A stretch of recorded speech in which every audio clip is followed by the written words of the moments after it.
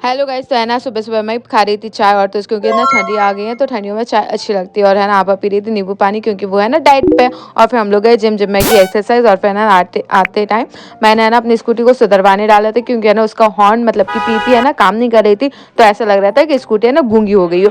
फिर है ना उसको स्कूटी को सुधरवाया। फिर हम लोग घर आ गए। फिर घर पे आके है ना मेरे से स्कूटी ऊपर नहीं चढ़ रही थी।